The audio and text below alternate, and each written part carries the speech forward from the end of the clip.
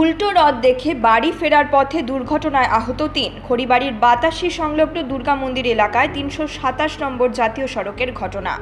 আহতদের মধ্যে মিস্ত্রি হেমব্রম ও কুমার সোরেন, তারা বাঞ্ছাভিটার বাসিন্দা, এবং গোবিন্দ সিং, বিধাননগরের তাতাগোজের বাসিন্দা।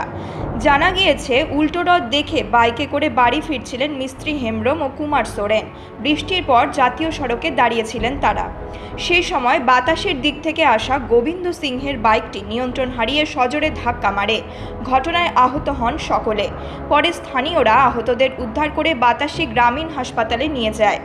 জখম গোবিন্দের অবস্থা আশঙ্কাজনক হওয়ায় তাকে উত্তরবঙ্গ মেডিকেল কলেজ ও হাসপাতালে নিয়ে যাওয়া হয়। দুর্ঘটনার পুরো বিষয় খতিয়ে দেখছে খড়িবাড়ি থানার পুলিশ। খড়িবাড়ি থেকে প্রশান্ত বর্মনের রিপোর্ট, নিউজ মেট্রো।